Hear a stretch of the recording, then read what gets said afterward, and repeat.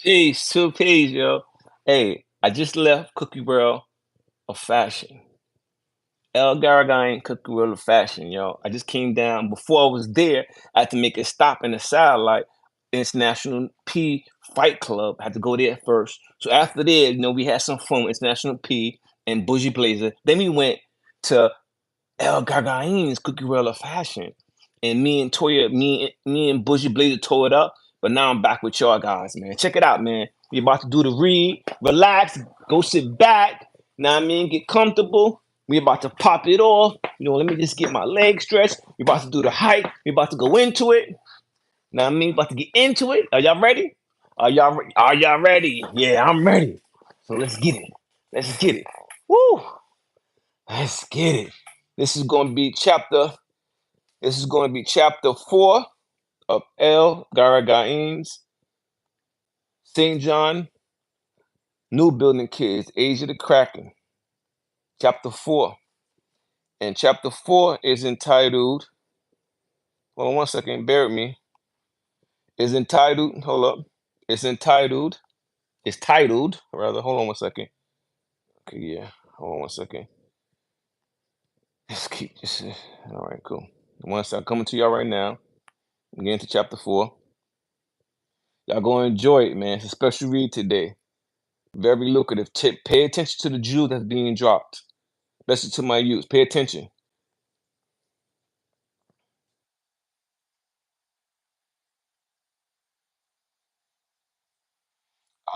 This is chapter Heroin City, chapter 4. Straw Man. Now check it out now. You hear me? Alright. 1 second. Second it, my youth. Okay. We are in chapter 4 of New Building Kids, Age of the Kraken. Chapter 4 is called Straw Man. You understand? Okay. Spring of 1989. Wow. Was in full bloom. The streets of Brooklyn awash in hues of hope and hustle. Jean was passe, played out like a scratch record, especially for Danger and Indian. G Money's involvement in the racket was another concern. Indian wanted him out, wanted him to line with the crew instead. A breath of fresh air arrived in the form of Strawman, a Jamaican adult who sauntered into Building 1284 one routine morning. The hallway served as our congregation, our sanctuary. Danger, Rusty, Indian, and G Money. They all stood there, anticipating the winds of change. Danger introduced us to Strawman, his crew. He claimed nods were exchanged, acceptance communicated through silence as much as through words. Strawman came bearing a proposition. He had some food and established operation in East New York, a portion of Brooklyn teeming with potential. Workers in line, customers, custies waiting. The business was ripe for the taking. What he needed was manpower, surveillance over the business. The plan unraveled, and once explained, Danger and the plug ascended the staircase, leaving us behind to digest the information. Perched on the steps by Indian's crib, they awaited Strawman's departure. When Danger returned, he carried the weight of the deal in his gaze. It wasn't crack this time. It was heroin, dope. 1,000 bundles in the offering. 500 for him and Rusty, and the remaining half for Indian and G Money. The scene was set. The stakes were high. The wheel of fortune had begun to spin yet again. The math was simple. A bundle equated to $1,000. $100. Sorry. A bundle equated to $100. With each bag of boy priced at $10. A quick calculation revealed a promising profit, but Danger warned that this was merely a test of the team's ability to handle the market, and more importantly, a test of their manhood. G Money, sensing a potential pitfall, pulled Indian aside. Yo, ain't the East where them dudes we chased off the block from? He queried, anxiety lined in his words. Indian relayed this concern to Danger, who merely laughed it off. So what? He retorted, confidence oozing from his frame. Strong men got our backs. There's another crew of hitters on that side, too. Indian gave a nod of agreement. All right, let's go then. The dope game was a different beast from the crack game. G Money's uncle, G.I. Joe, was an apt example. He would leave the apartment at the crack of dawn, 5 a.m. sharp. Why, you ask? Because when you're sick, you take your medicine at specific times. The first dose is always in the morning, at breakfast, just like dope. G.I. Joe needed his fix early in the day, or else he'd get seriously sick. A grim reminder of the monkey on his back. But dope was different from crack. You didn't need to keep chasing the high. Heroin, or heron, as it was commonly called, wasn't an upper, it was a downer. It made you nod off, gave you an ecstatic feeling.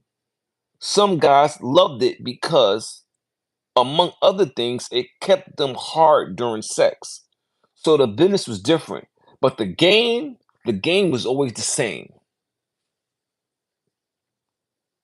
Danger and Indian were quick to make their decisions. Yo, G Money, we gotta peep the East, scoop out the scene before we make our move. G Money felt an odd sense of relief. He wanted no unknown factors once they ventured into new territories. Indian was in possession of a 1985 Honda, a relic handed down from the reputable Matarangs. The car, whom the car, worn but reliable, was their ticket to discreet surveillance. They cruised through the east side. The car speaker pulsated with the latest reggae waves. Tiger and Major Mackerel's latest hits resonated in the confined space of the Honda, each beat echoing their gritty determination. A sense of unity hung in the air, solidifying their resolve. We're in it now, Indian muttered, passing G Money the skunk. The spot they'd chosen was nestled on Blake, sandwiched between Montauk and Milford, an abandoned lot. It was a grim tableau of decaying vehicles and omnipresent litter. They drove a slow, careful lap around the block, taking in the details. A predominantly Spanish block. It was quiet under the blanket of night, the silence only disrupted by the occasional crack dealer lurking in the shadows. In the near distance stood the looming silhouette of the Cypress Hill Project, a stark reminder of past confrontations. A wave of laughter erupted within the car, the irony of their situation not lost on them. Their journey back was filled with raucous laughter, each chuckle heralding a newfound sense of camaraderie. G Money was dropped by the twins' house, where he spent the remainder of the day, indulging in love and leisure. Sitting on the stoop, he couldn't help but notice the changing guard in front of either 1328 or 1326. The sight of Truth, Bird, and Frankie, assuming control of the block, was strangely amusing. They chased off one group, and now another took their place, familiar faces with a newfound disregard for them. But such was the nature of their game, ever changing, yet eternally the same.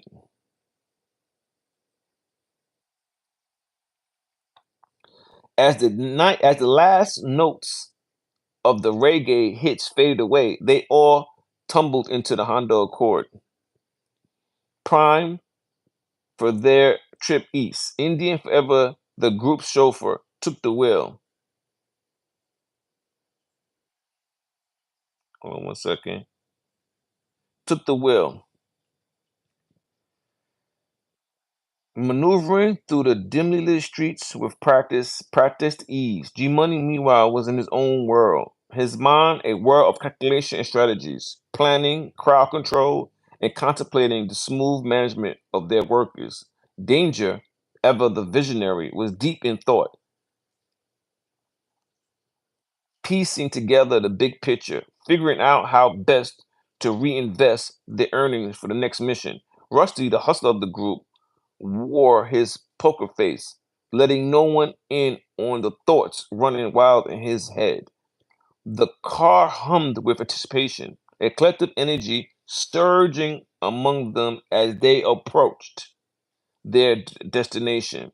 They pulled up on Blake near the liquor store and waited. The plug arrived shortly after, rolling up in a classic Sterling navy chrome-rimmed car. The thump of Ninja Man music echoing around them. Straw, with another adult at his side, sauntered up the block, only to return with two Puerto Rican ladies in tow. One was a blonde with captivating green eyes, the other a petite brunette with deep brown eyes, but had thick Latino accents that added to their allure, and they were dressed immaculately. The ladies were assigned their corners. The blonde to cover Blake and Milford, the brunette to survey Montauk and Blake. All Danger and his team had to do now was ensure they stayed safe and undisturbed.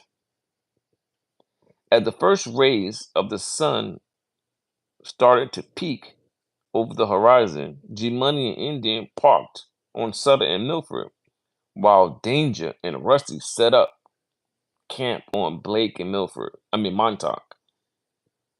The day had begun. They were ready for whatever came their way. As the morning hustle intensified, Indian gave the blonde her product, two bundles from which she was expected to return $140. The split was 80-20, a generous offering made possible by the speed at which the merchandise was flying off the shelves. By the time 7:45 a.m. rolled around, they were dry on their side. Just five bundles had been rotated, a quick, efficient turnover. Indian beat Danger, punched in the re-up code 411. The reply was swift, a 311 from Danger, indicating he was dispatching Rusty. Rusty pulled up, a nonchalant air about him, masking the urgency of the situation. Good. Here's the last two bundles we had. Straws en route, he said.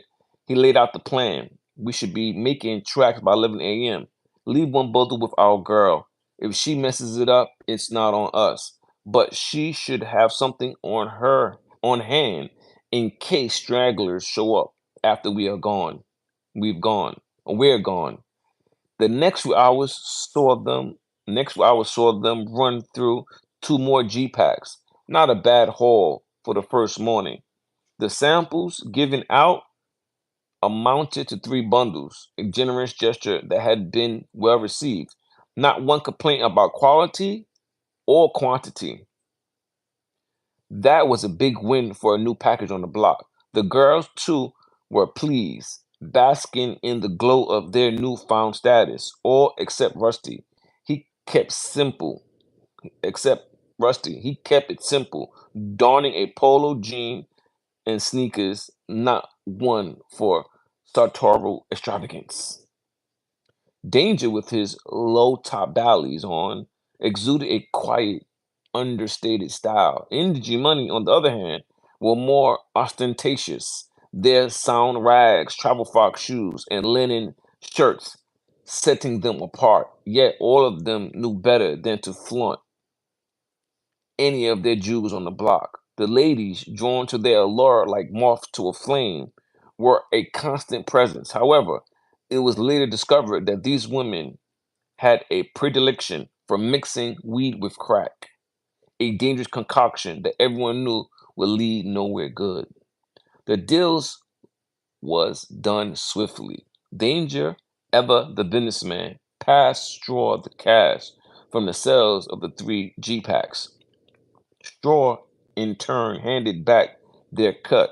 It was a smooth 1,000 in crisp bills. Danger then tossed an enticing proposition their way.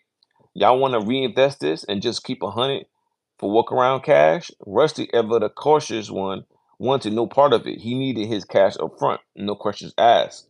G Money and Indian, however, were willing to take the gamble. They each took $100 bill and agreed to reinvest the rest. Danger then handed Rusty his share, a cool 200, which Rusty greedily folded and shoved into his front pocket.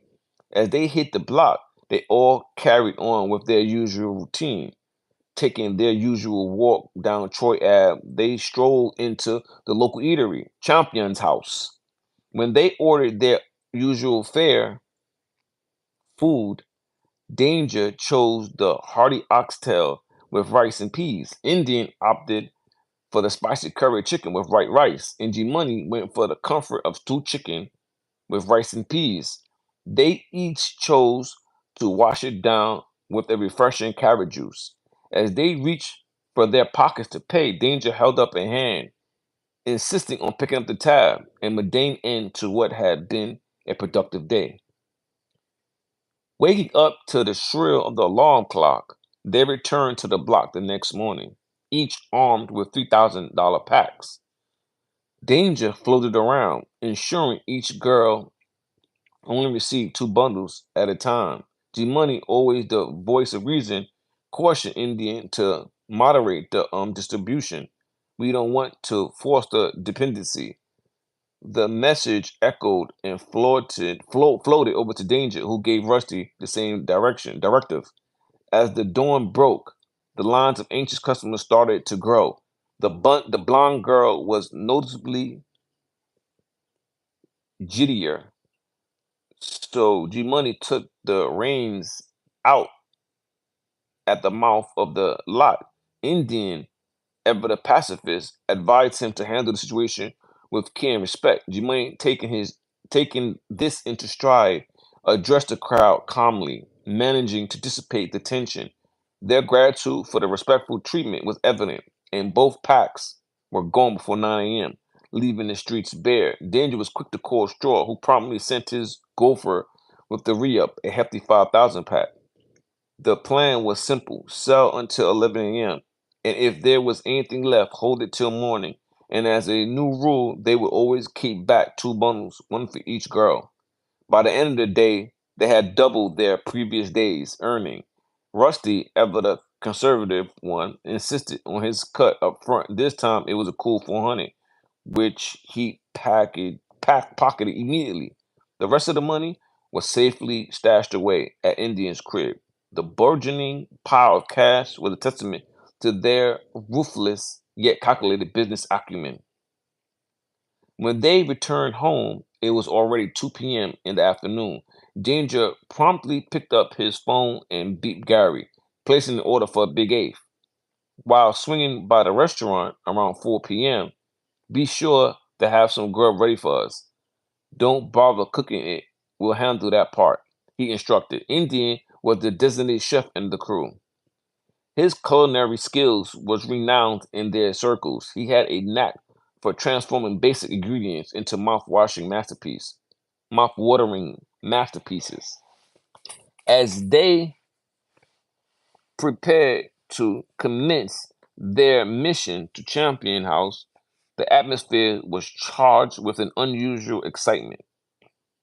This wasn't just another food run. They were about to bolster their reserves. The boys donned fresh attire, their jewels gleaming under the afternoon sun, their chests puffed out in pride. Fresh cuts from Isaac's on Utica and Sterling Place adorned their heads, adding to their swagger. The scent of their car, cool water, blue now, wafted through the air as they moved, their presence exuding an air of invisibility. Rusty caught up with them. He was always keen to be part of their spectacle. Their interest into the restaurant was akin to a scene straight out of a silent movie, all eyes drawn to them. They placed their orders, engaging Rusty in some idle chatter to keep his gaze at bay, curious gaze at bay. He couldn't help but wonder what they were up to, but the boys maintained their cool, all the while knowing they were making more than just a scene. They were making a statement. As they were deep in casual banter, the restaurant's back door swung open with an unmistakable creak, and in the in strolled Gary. Danger barely skipped a beat in the conversation. Millie lifted his hand in a casual way, his fingers curled in a subtle salute. Grab the grub, G, he instructed, his tone nonchalant. G Money on his maiden voyage to score a big eight moved quickly, a mix of eagerness and a desire to impress, spurring him on. They made their exit from the restaurant, leaving a bewildered Rusty in their wake. Lingering curiously on the steps, we'll hit you up after we're done chowing. Danger threw over his shoulder, a promise hanging in the air as they disappeared from the view. Back at Indian's culinary heaven, a realm of sizzling pans and enticing aromas. G Money and Danger dug into their food as though they hadn't eaten in days. G Money attacked his meal with the vigor of a starved wolf, his actions moving in a blur as he wolfed down his food, swiftly moved into onto the next task, rolling up the skunk. He paused though, his respect for Indian's cooking skills evident as he held off sparking it until the chef had completed his meal. By the time they were done, the eight they secured was almost twice its original weight. G Money couldn't help but grin as he realized what that meant. Not just good food, but good business. The profit was bound to be as satisfying as the meal they just devoured. The crew from the new buildings were feeling good, their pockets still bulging with leftover cash. Danger looked at the sizable wad and asked, should we stash this away for a rainy day in case someone pops up wanting a piece? The consensus was unanimous. Hell yeah. More money in need indeed brought more problems, but they were ready to face them head on. They had their block on lockdown, sure, but their operation extended beyond local boundaries. Off the block, distribution was where the real money was. It was a constant, relentless flow that kept their wallets fat and their spirits high. The rest of the week followed the same rhythm. Easy work, steady earnings. The girls did their things, and they did theirs. Everyone was making money, and the plug was satisfied. But the weekend brought a new dynamic to their operations. They decided to diversify their locations, popping up on different corners independently. They didn't want anybody to start clocking their movements, figuring out their patterns. G Money had his childhood friend Monty from Broken Ave in Flatbush as his ride. Monty would pick him up and drop him off, never asks questions, always reliable. Indian had the duty of dropping off Rusty and Danger on the other side of the block. A strategy to cover more ground. They weren't quite sure about how long they should hold the fort on Saturdays, though. So Danger decided to hit up Straw for advice. Straw, being more of a veteran in the game, suggested they leave earlier earlier than on the weekdays. They took his advice to heart. On Sunday, it was just G Money and Rusty running the show, hustling with whatever work was left over from Saturday. They were building an empire brick by brick, dollar by dollar. Rusty and G Money went back before dawn on Sunday. making their drop to danger. Rusty, always methodical, went about his business. The words "be back by the new buildings at 3 p.m." still ringing in his ears. G Money, on the other hand, headed straight home. There he indulged in a hot bath, letting the water wash away the grit of the streets before getting dressed. As usual, he was a picture of a dapper elegance. Crossing the roof, he went to check on Danger first. With a nod of approval, Danger suggested, "Let's get Indian," then hit the game room on Sterling Place in Schenectady. And so they trooped off, all eyes on them as they their entry walked. Their entrance into the game room was akin to that of the superstars, the atmosphere practically crackling with energy. Rusty made a beeline for one of the arcade games, his focus solely on the screen in front of him. G Money kept a keen eye on the whole scene. Danger assumed the pose of the Don, imposing and unyielding. As Indian casually leaned against the counter, a thick wad of 50s and 20s in his hands, he bought some chocolate Buddha from Courtney Dread, the transaction swift and smooth. Fixie slid up next to Indian at the counter, a sneer on his face, as he let out a condescending remark. El Kukule boy, Indian shot back without missing a beat. Adi mara con Fixie boy. The insults flew, but it was all part of their intro. In the old days, they'd work shifts for these guys. Baha. G Money, always poised, could feel the weight of the three pound in his waist. They were strapped, ready for whatever the streets might throw at them. As the pulsating rhythm of Chase Vampire, one of the most popular dancehall tunes, filled the air, Indian skillfully rolled up a thick blunt. Despite Danger not partaking, the group reveled in the haze of their own smoke, observing the scene with a nonchalant air. The DJ had the crowd hyped, dropping hit after hit. Light-skinned Courtney, ever the optimist, slid up to Danger, striking up a conversation in hushed, conspired tone, in in hushed, conspiratorial, conspiratorial tones. They weren't looking for trouble, and G Money, with his innate ability to diffuse a situation, ensured no drama ensured. He had already put most of the Sterling Chaps gang members in their place. Philip, Bill, Wayne, and even Little Chipmunk. Those showdowns dated back to the tension-filled days at IS 390, where G Money had laid down the law like he was Mr. WD Fard himself. When they eventually left the game room, it was with the air of men who had just survived a war. That was the nature of their trade. The psychological battle was often more grueling than any physical confrontation. This was a lesson. This was a lesson that they had absorbed long before any of them stumbled upon Sun Tzu Art of War.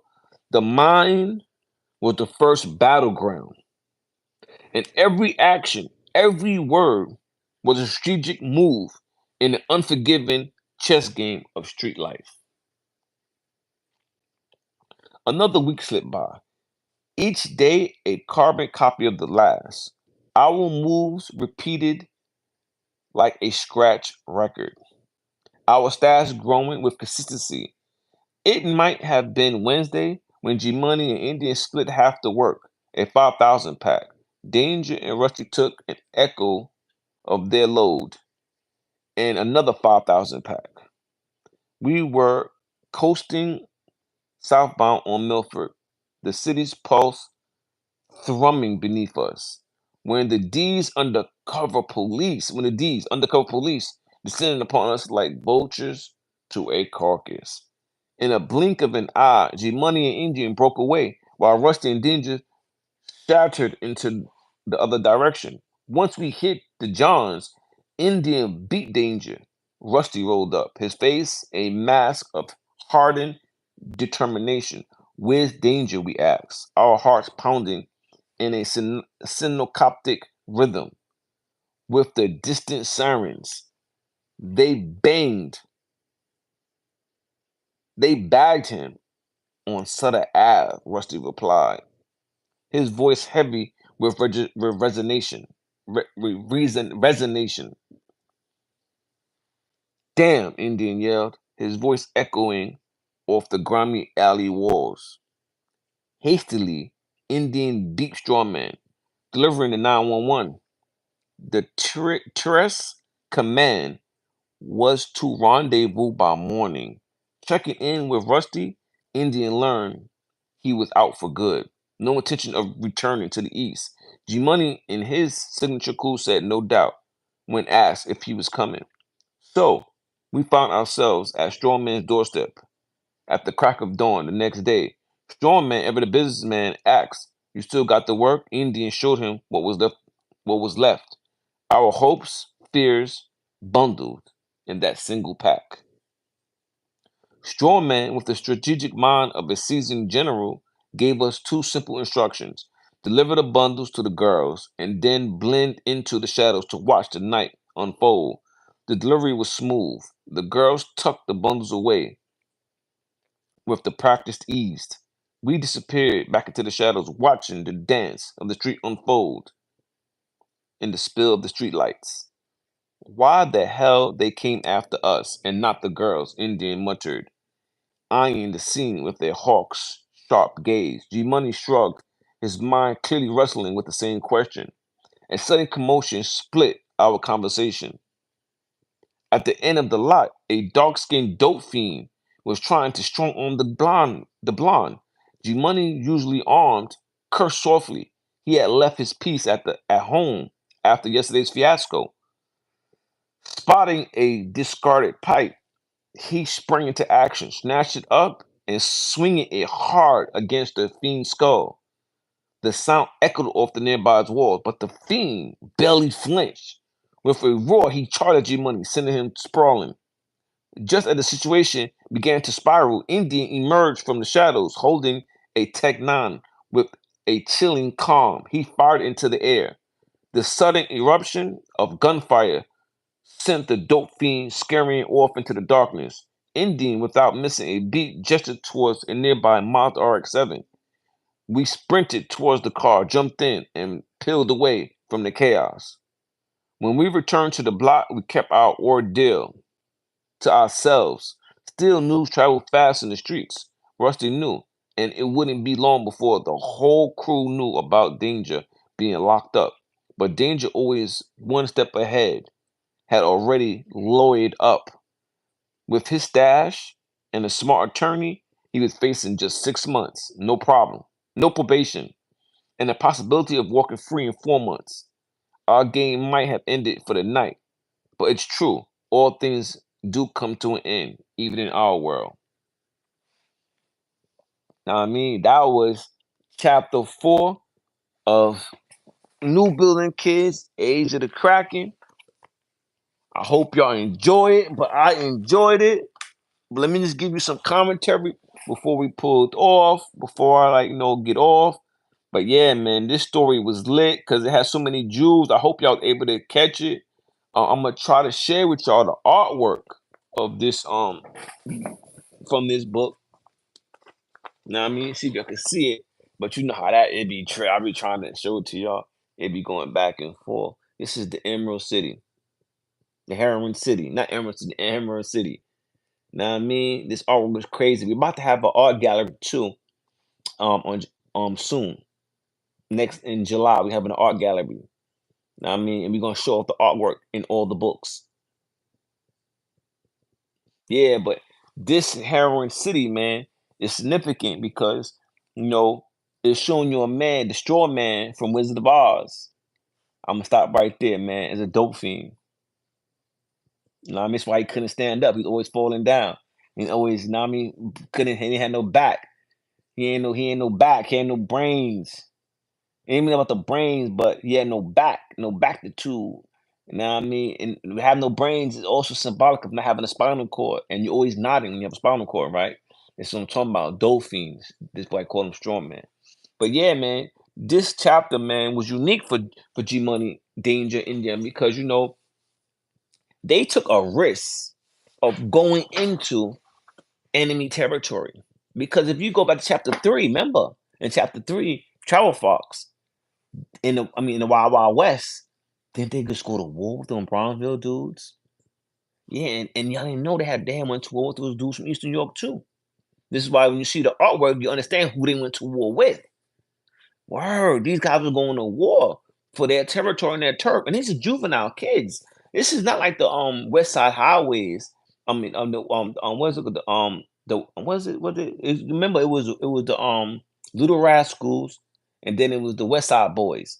See, they didn't really carry no. They wasn't really weaponizing themselves, and they really wasn't slinging no heavy drugs. They were just doing typical, move maneuvers. These guys was taking it. They're risking their lives putting their lives at stake with serious grown men, serious smugglers, serious hustlers, putting their life on line to make a dollar, to take care of themselves and their mates.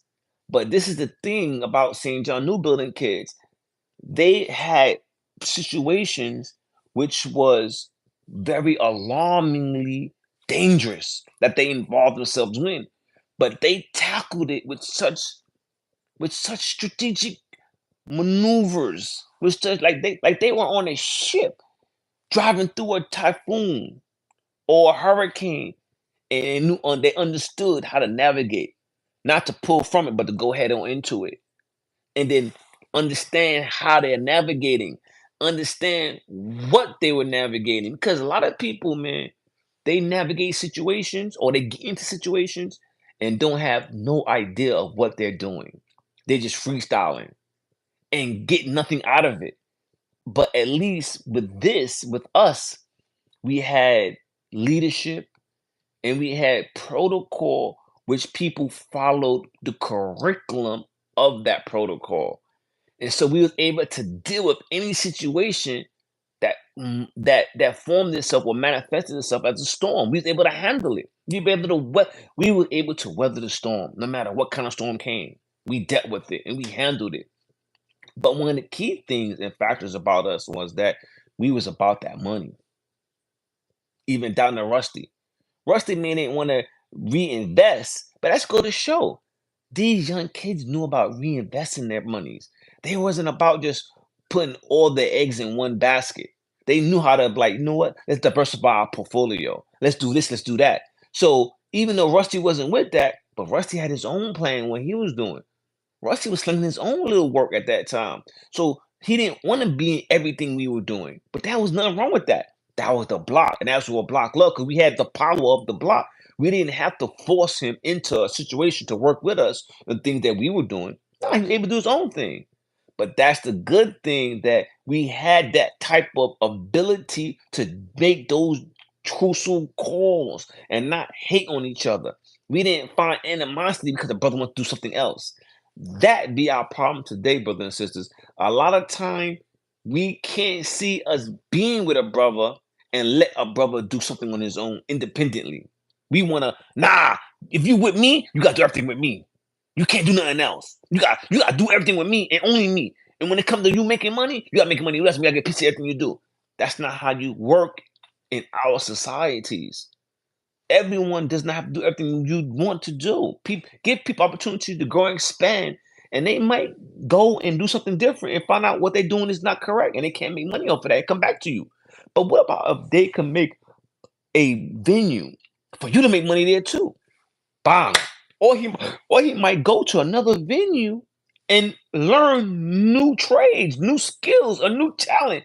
They might come back to the group like, yo, look what I got to offer you now because I was over there doing that. See, that is true. That's true. What you call community right there. When you're not stifling the community, allow the community to blossom. Allow different flowers to take form. That way, you can really have a growth. You feel me? This is what we was working on when we was coming up and understanding the trade. Because remember, when you're dealing with trade, what is trade? Trade means to trade represents exchanging things for another thing. So when you begin to make trade, that means you are operating on a level of commerce, meaning that action is taking place, currency is occurring, because there can be no currency without commerce. Meaning that if there's no transaction of giving and taking, there could be no commerce. Then there's no currency because currency is a going and coming, going and coming, going and coming, going and coming. It's activity, heavy activity. So with our activity, we learned that as we engage in activity that brought in currency, that we may want to do different things with our currency. We may not want to all do the same thing. We didn't have to all wear the same clothes. We didn't all have to look alike. See, you got to understand that because when you are people and you engaging in making currency, people have their own identity that they want to pursue outside the business. So don't make them all become uniformic, whereas they can't be distinctive. It is a uniformity, yes, in principle and creed. It's sometimes in clothing, but there also is going to come a time when somebody might want to make a little alteration. What's wrong with a little alteration? It might benefit us in the future.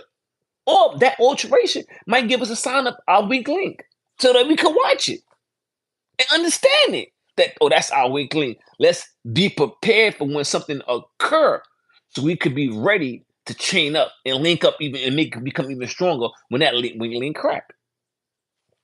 You have to think these ways as leadership dwindles down our community. This is why we at St. John Polo Posse, St. John Newborn Age of the Kraken, we give you these stories. Yeah, they are fictional stories, but based on real people, based on real stories. This is not stories that's fiction. These stories is not fiction. But we have to dramatize the narrative so that we can be able to sow the weeds of wisdom into them. There's nothing fake about what we're reading to you guys, but it's drama that's unfolding. So to give you a narrative, we have to place it in a fictional tone, baritone, for you to understand, so you can listen and hear. Because there are other stuff that we want to put in for you can relate to. You can't relate to pure fact. You can't relate to pure fact because if it was pure fact, then it wouldn't be a novel no more. It wouldn't be. It, it wouldn't be a story. We want to give you a biography based on stories of real truth, but with inclination to study and progress and relate it to yourself. You can see yourself as Indian, G Money, Danger. You could be Strawman. You could be Bird. You could be Frankie. You could be Truth or Tweety. Or you could be Mata Rankins. Or you could be somebody from Travel Fuck Crew. See, it's different storyline. You could be Quan. You could be Job Black. It all depends. You could be Young God. You could be Young God. You could be G Money, G Light. You could be Rusty. It all depends. So it's for you to take a character and you could be all the characters. That's a conglomerate. Nothing wrong with being each character. So from these characters is how we make our fashion. And we share with you our fashion, our clothes and the design. Yeah, man. This is what we're talking about, man. I salute all my independent brothers, man, my independent sisters, regardless of what creed, race, class, or color. I don't care about that. Independent means that you're trying to do something outside the system of exploitation. And if you want to go in the mainstream, just make sure you leave a loophole for your brothers to get up and be able to do something for themselves. This is what we seek to establish. Simple as plain as that. I hope y'all enjoyed the story of Straw Man. And tomorrow we'll come back with another chapter, which is chapter 5. And I hope you enjoy that chapter. Chapter 5 is gonna be a little more explosive. I hope you can bear with us. Hope you enjoy G Money's story. Hope you enjoy Pupa Danger. Hope you enjoy Indian Awala Apache. But we got more for you guys. Hope you enjoy Rusty, my brethren Lilliput. Hope you enjoyed us. But we got more to come, and the narrative gets deeper. You see how look how Danger he had money stashed to pay his attorney to give him minimum sentence. You know what I mean? Because getting bit But the D's is one of the things that go in the system. But you gotta be prepared. So we've shown you that. We showed you how we prepared before he got bit. We put money away. That's the purpose of listening to someone.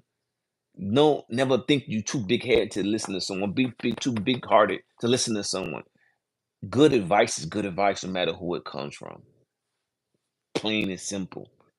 All right, man. I'm gonna let you guys go. I was hoping to see someone pull up, but I hope you guys listening and you watching, and I hope y'all was able to hear me because last week I had a little audio problems. But anyway, man, this is Gara Gayn. Yo, tune in, man, to our IG at Gara Gayn official every Tuesday and Monday at 9:30, 9:15. We give y'all Cookie World of Fashion. And tune in every Monday and Tuesday at 9 to International P, man. Monday is Fight Club. Check out the battles we got for y'all. And Tuesday, Trendy Tuesday, when we got the battles of the videos, the music, the beats, them challenge. And you know, on deck is Saquon beat the beat master. Let me say Quan on the beats. He's our engineer, in-house engineer. Check it out. Know what I mean? So with that, I'm gonna close. You know, our thing is fashion, and I just showed you our fashion inspiration, where our muses come from. So, you know what I mean? Go check out, go to Amazon, check out St. John Polo Posse, Gay Barcelona Nation. Check out St. John New Building Kids, the Age of the Kraken. Check us out, man. Support, show support, man. Support independent brand. Check out, go to www.elgaragain.com. See our wares. See our Cooking Madonna t-shirts. Cooking Madonna t-shirts sold out, but more is coming. Check out our Cookie Apostles. Check out our Big Cookie. You know what I mean? And you know what I mean, the Cookie Apostles is all those characters that I just told you in the book. Now I mean, check out Cooking Madonna, which is exclusive. Now I mean, like Cooking Madonna. Look at your own. Look at spirituality as it being you, reflecting you when you look in the mirror. When you look in the mirror, you see yourself. You see your people, and that's the root of knowledge of self. To see yourself in your spiritual practices. This is what we strive to do, man. All right, man. This is Gara Gayn. I hope you enjoyed this epic episode of The Read from Gara Gayn, New Building Kid, to Age of Cracking, get it cracking. All right, y'all out, man. Peace.